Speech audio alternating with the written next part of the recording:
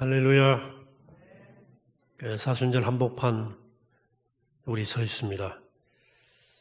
예수님의 생애가 고난의 연속이었지만 사실은 예수님은 사람들이 굉장히 따랐습니다. 희망을 주었기 때문에, 또 사람들을 말씀으로 이렇게 세웠기 때문에 많은 무리들이 예수를 따르고 환호했습니다. 예수님이 갈릴리를 떠나서 예루살렘을 향하실 때만 해도, 입성하실 때 많은 사람들이 엄청난 기대를 품고 예수님을 환영했습니다.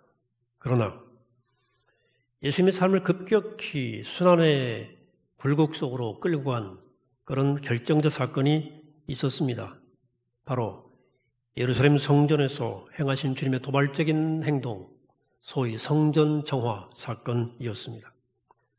이 사건 이후로 예수님은 당시 유리 지도자들의 미움을 사서 아주 심각한 고난의 경랑 속으로 빠져들게 됩니다.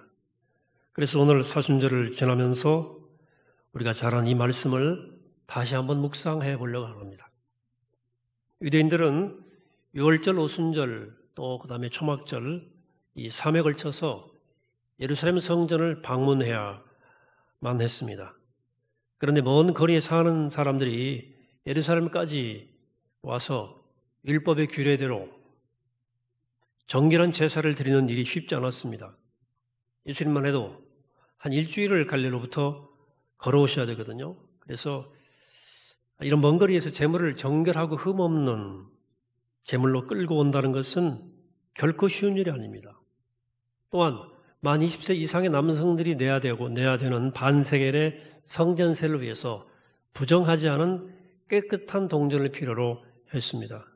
그래서 원거리 순례자들이 만들어내는 제물, 또 동전의 수요는 자연스럽게 필요 물품의 공급을 통한 이윤 추구의 시장을 형성하게 되었습니다.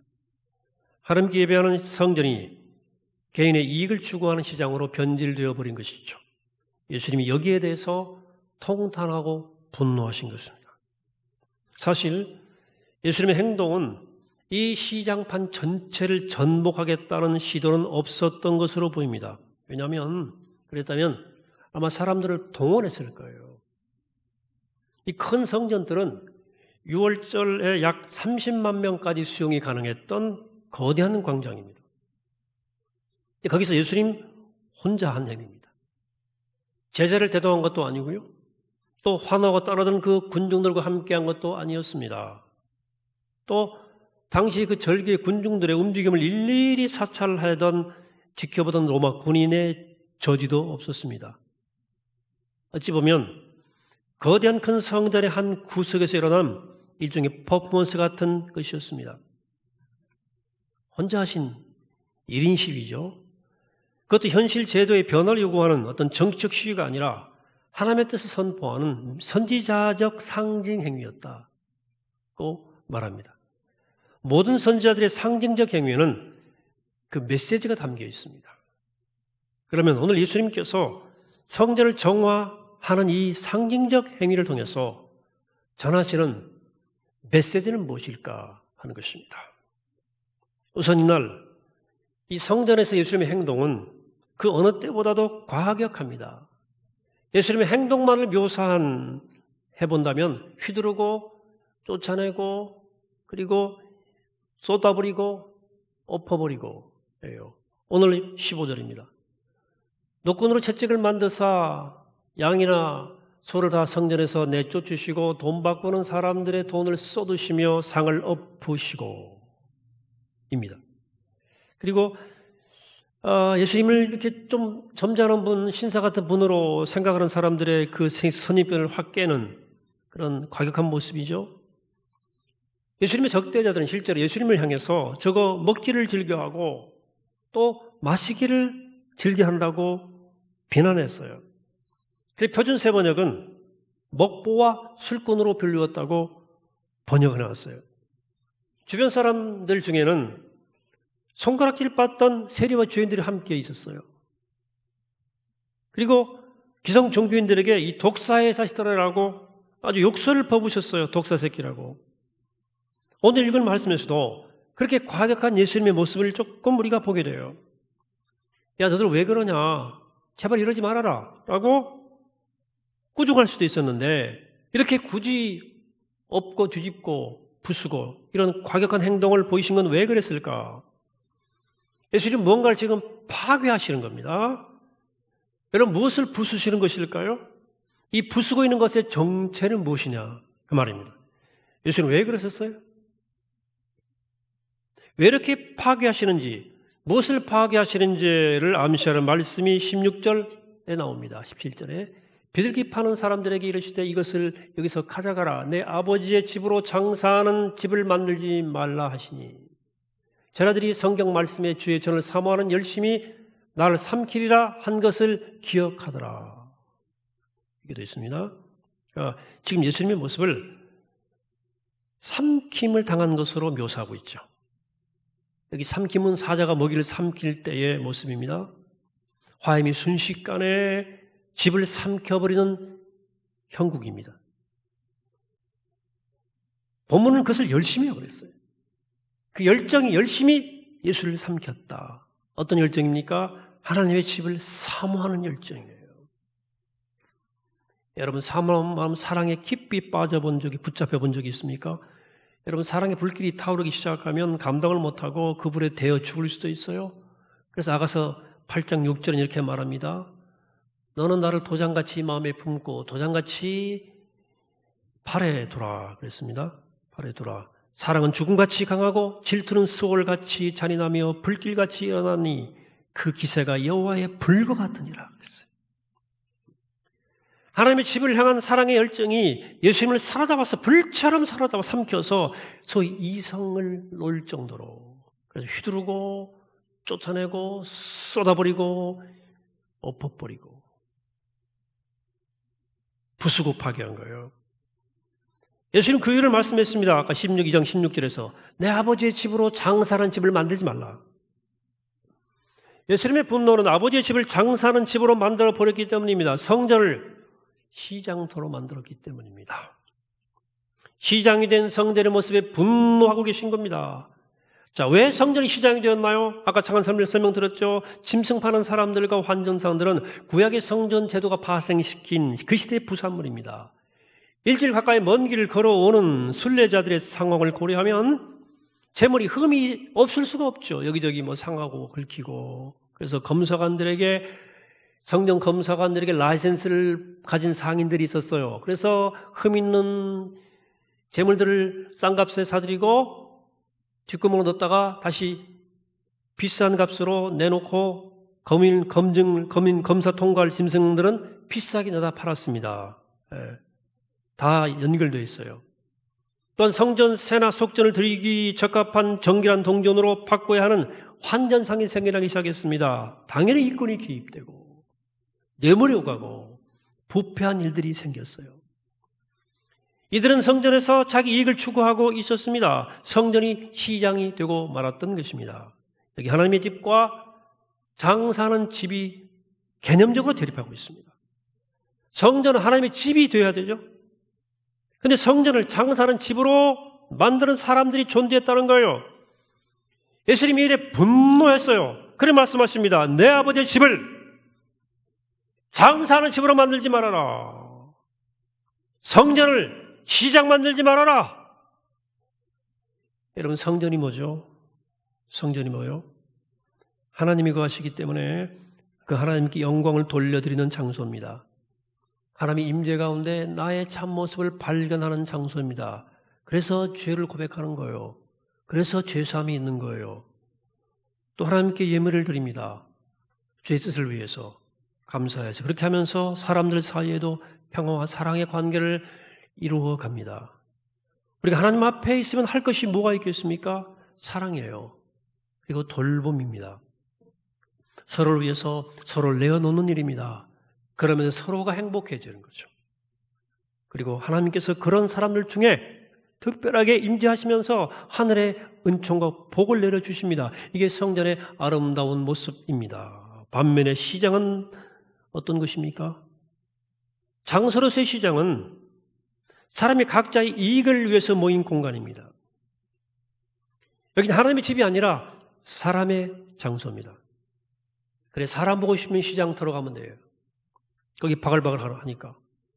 돈이 돌기 때문에 돈을 좋아하는 사람도 거의 다 모입니다. 마음을 끄는 물건이 돌기 때문에 호객하는 사람들이 모입니다. 그래서 이 코로나 상황에도 대형 쇼핑센터에는 사람들이 바글바글 하답니다. 여의도 한 대형 백화점이 새로 문을 열었는데 사람들이 하도 밀려와가지고 번호표를 타고 들어갈 정도로 사람들이 몰린다 그래요. 그러다 코로나가 또 일부 좀 왔다는 어쨌더라. 요즘에 쇼핑몰은 쇼핑몰만이 아니고요. 그 쇼핑의 기능만이 아니고 편의시설이 다 들어있어서 가족들이 나들이 공간으로도 제격이거든요. 사람을 호객하는 거죠. 그게 시장이에요. 시장은 이런 삶의 활력과 편의성도 있지만 사실은 한편 무서운 것입니다. 눈 깜짝할 사이에 내 호주머니 속에 돈을 다 빼갑니다. 시장은 또한 믿음으로 사는 곳은 아닙니다. 제가 서울 와서 처음에 교회 선배와 함께 남대문 시장을 갔거든요. 그게 무슨 물건 사러. 근데 물건을 선배가 들더니 반으로 딱 깎더라고. 제가 아이고 반이나 깎나.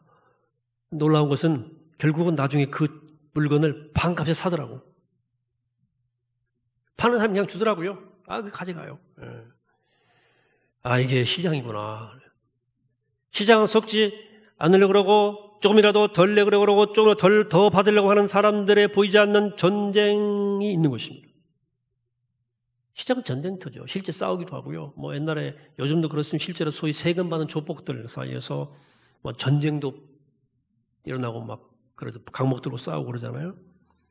또 온갖 현란한 장식들이 있지만 그 모든 것은 이익 추구의 무시무시한 전쟁터를 위장하는 겉모습일 수도 있습니다. 그래, 자본주의를 시장 경제라고 그러죠.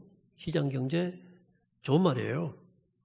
또 어떻게 보면 인간의 욕심을 최대한 이용해서 서로 뺏고 뺏기는 전쟁터를 제도화한 것 아닌가 하는 생각도 한쪽에서 할 수 있어요.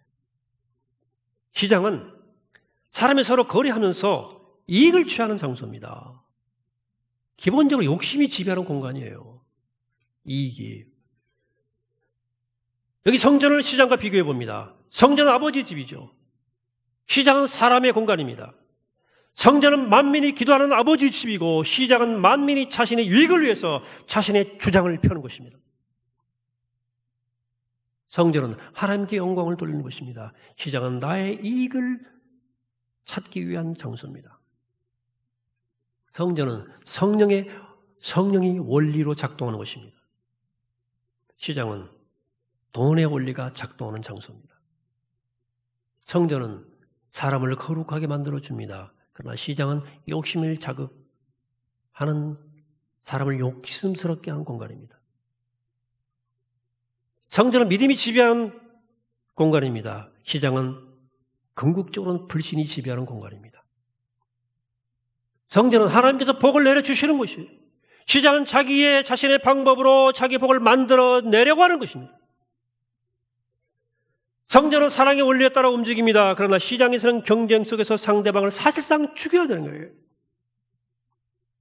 성전은 평화의 질서를 지향합니다. 그러나 시장터는 싸움과 혼란이 가득합니다. 시장은 세상이 움직이는 방식이고 성전은 하나님이 방식대로 움직이는 곳입니다. 그런데 성전을 시장으로 만들어 놓은 거예요. 예수님이 뒤집어 주신 거예요. 내 아버지 집을 왜 시장을 만드느냐? 예수님이 취하신 거룩한 행동은 단순히 성전 정화만이 아닙니다.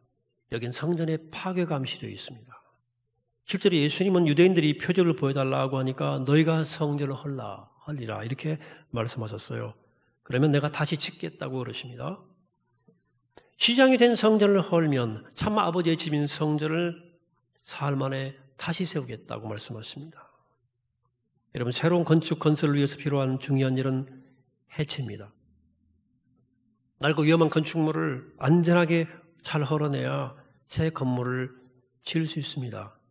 여기에 고도의 기술이 필요합니다. 장비가 필요합니다. 파괴공학이라는 분야도 있어요. 부술 걸 부숴야 되고 잘 보셔야 됩니다. 그냥 바로 쫙 가라앉아야 되잖아요. 옆으로 튀어도 안 되잖아요. 자네 머리. 그래야 더 좋은 걸 새 집을 짓죠. 예수님 새로 짓겠으니 부수라는 거예요. 이 성전을 헐라. 오늘 본문에서 예수님 보여주신 것은 성전을 허무는 퍼포먼스였어요. 여러분, 구약시대를 상징하는 성전을 헐리게 되어 있었습니다. 예수님 후에 제자들에게 말씀하십니다. 마태복음 24장에 나오는 말씀이에요. 예수께서 성전에서 나와서 가실 때에 제자들이 성전 건물들을 가리켜 보이려고 나오니 그랬죠. 대답하여 이르시되 너희가 이 모든 것을 보지 못하느냐? 내가 진실로 너희에게 이르노니 돌 하나도 돌 위에 남지 않고 다 무너뜨려지리라. 고 예언하셨어요. 예수님은 또 자신의 몸을 성전이라고 그랬죠.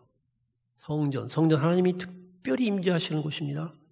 예수님은 너희가 성전을 헐라고 하실 때 이 말을 암시하는 것은 너희가 나를 죽일 것이다 하는 말이에요.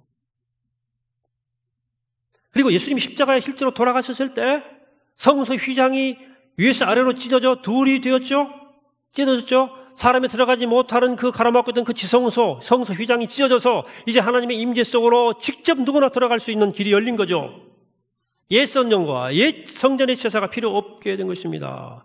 예수님이 단번에 모든 인류를 위한 영원한 제물이 되어 죽으셨습니다. 성전이 헐렸어요.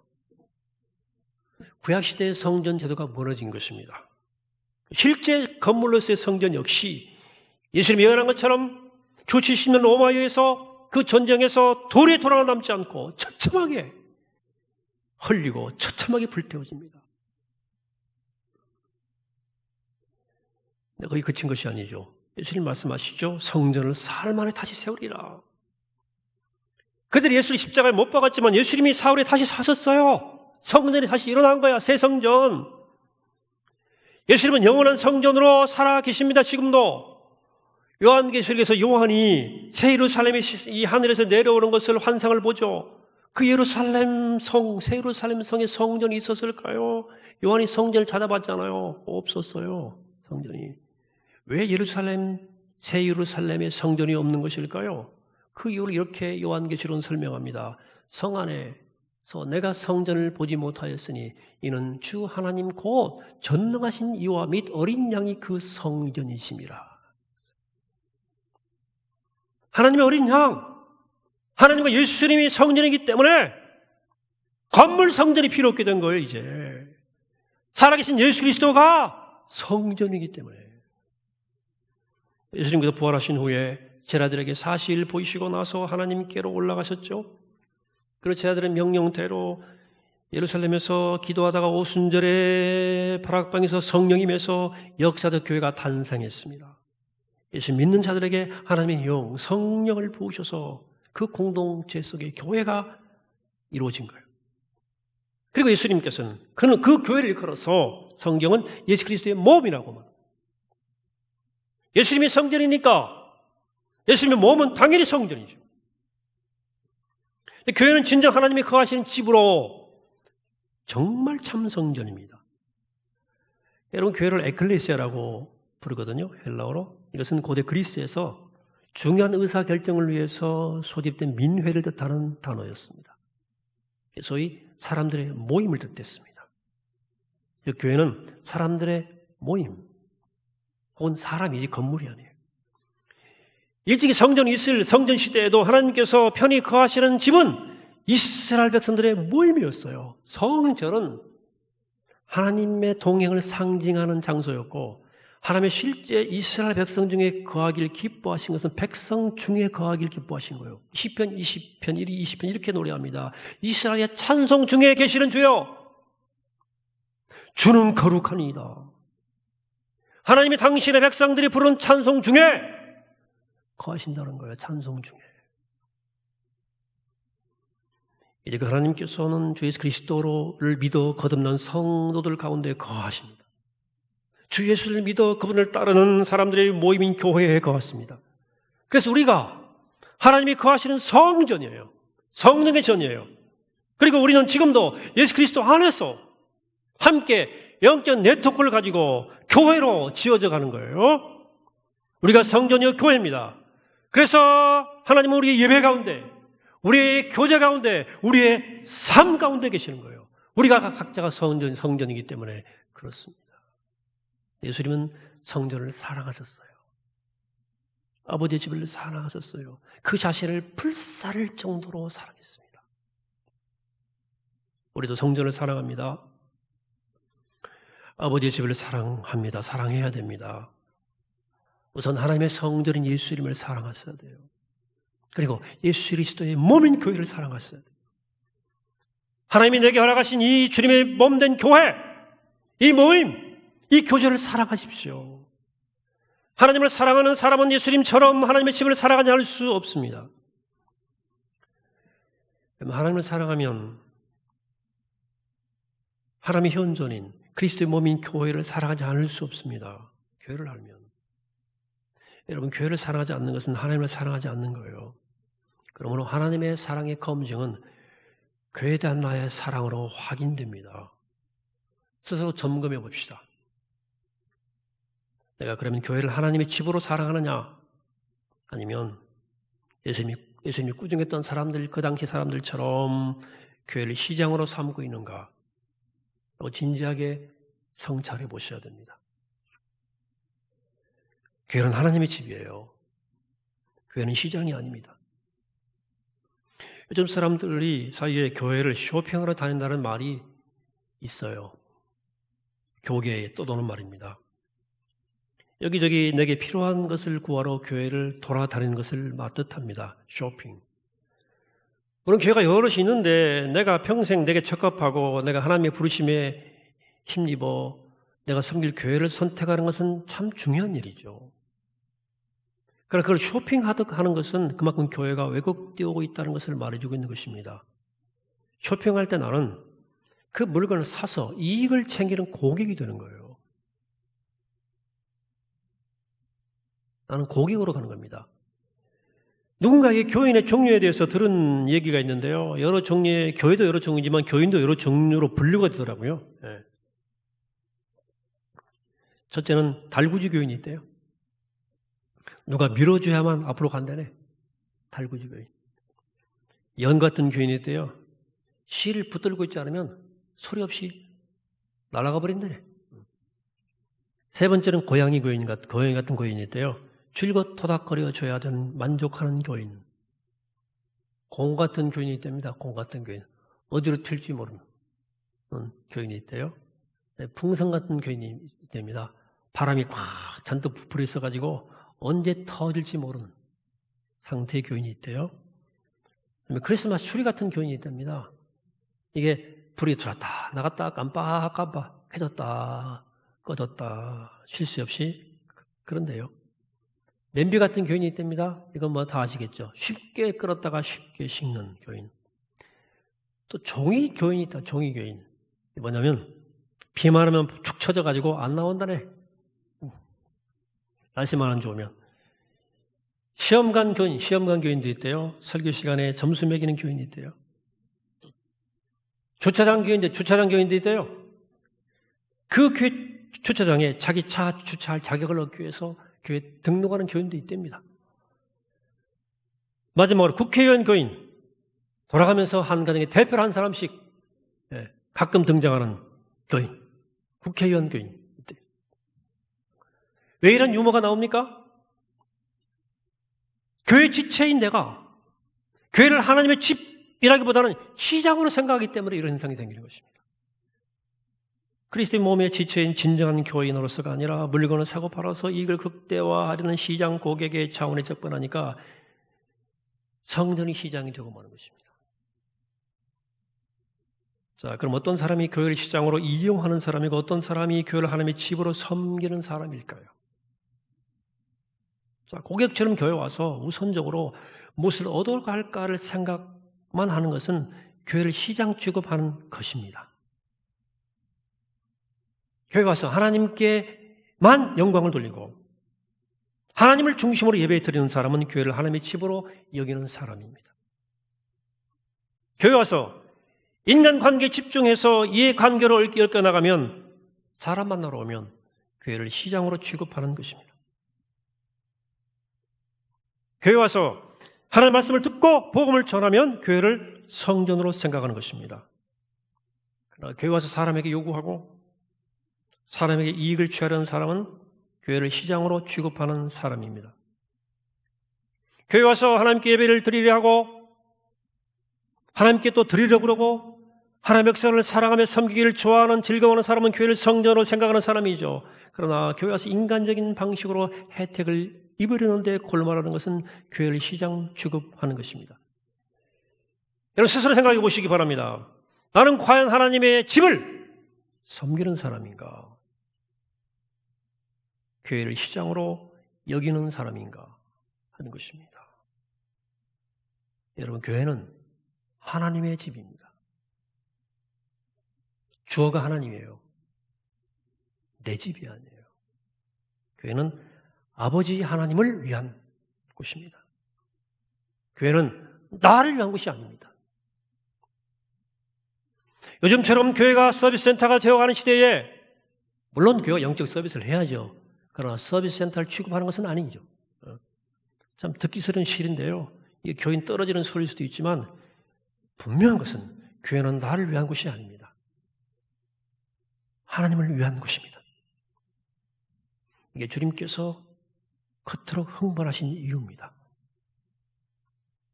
그래 뒤집어지신 거예요. 성전은 어떤 모양으로든 나의 이익을 챙기는 수단이 되면 안 된다는 거예요. 교회는 시장이 아니다는 거예요. 정치 유세하는 것도 아니고 명예와 인기를 추구하는 무대도 아니고 이 무대입니까? 진리를 취하는 것도 아닙니다. 오직 교회는 영과 진리로 예배드려 하나님만을 높이는 것입니다. 하나님 경광 돌리고 하나님 뜻대로 이웃을 사랑하는 것입니다. 복음을 복음되게 하고 서로 사랑하며 이 땅에 하나님 나라를 이루어가는 하나님 나라의 전진기지입니다. 오늘 우리는 예수님의 성전 사랑을 읽고 있는 거예요. 오늘 본문은 얼마나 성전을 사랑하셨는지 그 사랑이 예수님을 삼켰다. 우리도 하나님의 집에 대한 주님의 사랑에 그 가슴을 이어받게 되기를 축복합니다. 그 주님을 사랑하게 되기를 바랍니다. 그래 베드로처럼 우리도 고백하는 거죠. 요한복음 21장처럼 내가 주를 사랑하는 줄 주께서 아시나이다. 시편의 시인의 고백처럼 나의 힘이 되신 여호와여 내가 주를 사랑하나이다. 그리고 내가 주님의 교회를 사랑합니다. 이렇게 고백하고 하나님이 사랑하신 내가 속한 이 공동체를 시장이 아닌 성전으로 사랑하게 되기를 축복합니다. 아버지의 집으로 사랑합니다. 우리가 이 고백이 가능할 수 있도록 예수님이 시장인 성전을 하기 위해서 골고다에 올라가신 거예요. 거룩한 성전을 새롭게 하시기 위해서 무덤에 들어갔다가 나오신 거예요. 그러므로 주님 십자가에 올라가시니 그 길 걸음을 기억하는 이 사순절에 뭘 해야 될까? 우리 마음속에서 시장을 헐어내고 성전을 짓는 거룩한 교회들 되기를 이 아침에 주님을 간절히 축원합니다. 하겠습니다. 걸어가시고 자비로우신 아버지 하나님, 하나님의 집을 사랑합니다. 그리스도의 몸인 교회를 사랑합니다. 주님처럼 그 사랑이 자신을 삼킬 정도로 주님의 집을 사랑하게 하시고 하나님의 거룩한 공동체를 사랑하게 하시고 내가 그 주의 성전을 이루어갈 수 있도록 도우시고 주님이 성전을 허시고 세우신 것처럼 그리스도의 발자취를 따라 시장을 헐고 성전을 다시 세우는 거룩한 걸음을 걸어가는 우리 모두가 되게 하여 주옵소서. 예수 그리스도 이름으로 기도하옵나이다. 아멘.